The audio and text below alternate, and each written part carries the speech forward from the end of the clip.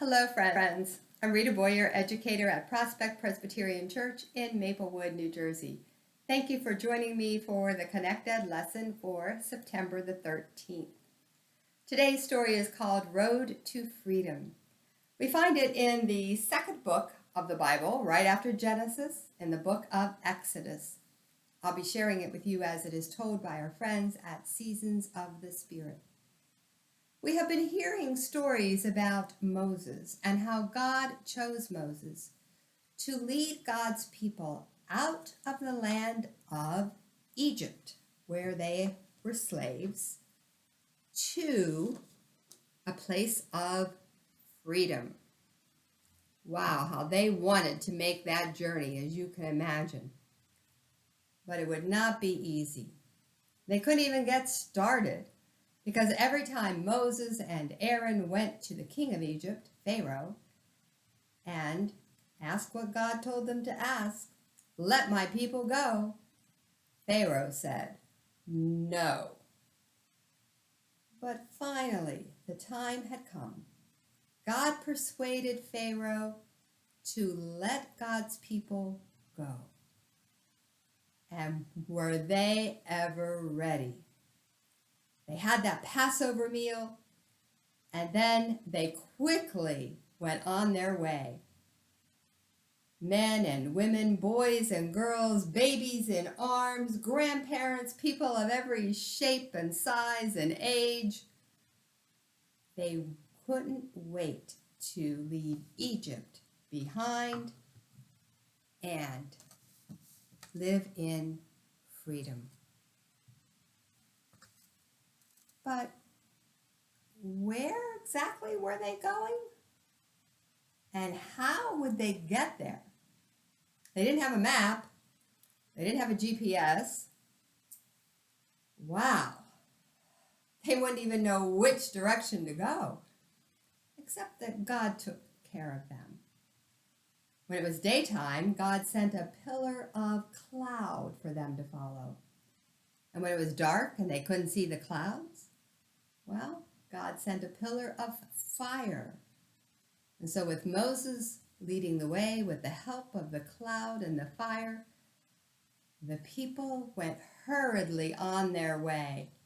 Oh, they hurried because they were afraid that Pharaoh would change his mind and send his armies after them. And then as they were rushing away from Egypt toward freedom, well, they got to the edge of some water, a whole sea of water between Egypt and freedom. What would they ever do?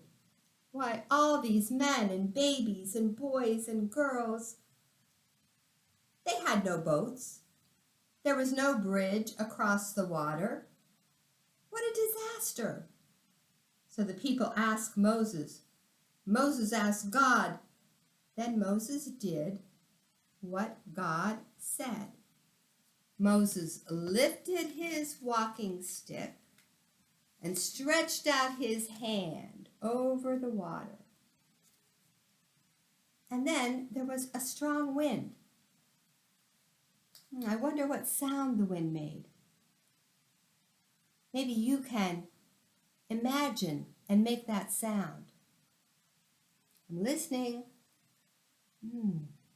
Yes, a very strong wind came and pushed the waters to the sides so that there was a wall of water on one side and a wall of water on the other side, but dry ground in between. Well, it was a mystery and a miracle. What would they do? The people asked Moses, and Moses asked God. Then Moses did just what God said. Moses led the people across the dry land.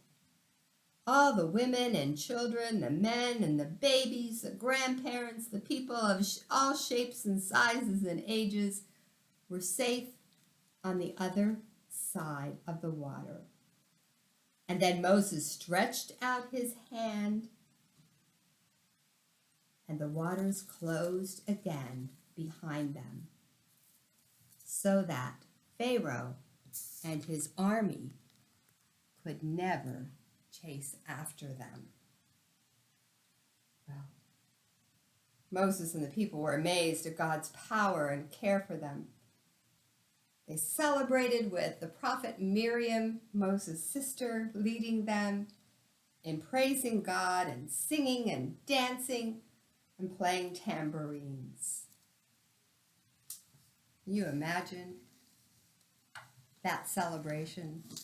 How happy they were when they finally had left Egypt. Now, I think we have some things in common with Moses and the people he led.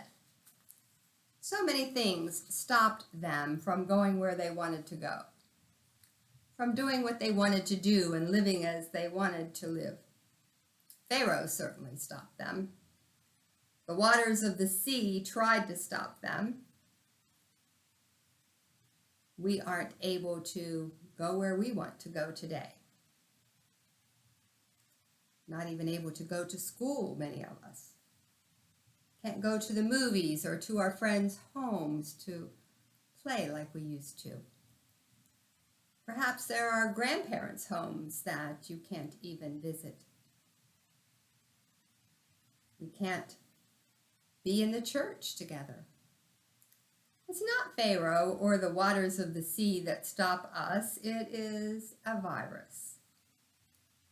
But I know that just as God helped Moses and the people get on the other side of the sea, God will help us get on the other side of this virus. I think of how Miriam led the people in that celebration, singing and dancing and playing tambourines. And I wonder what you will do when we get to the other side of the virus and we are free to do what we want to do, to visit friends, to come back to church. How will you celebrate? I look forward to that. In the meantime, there is an activity sheet on the website ppcfaithformation.org, and there's also a link to a short video where you will see how to make a craft for this particular story. And I think that it is a really fun way to remember this story, so I hope that you will check that out. Would you please pray with me? Loving God, help us to trust you to bring us through this unusual time and get us safely to the other side, just as you did Moses and the people he led.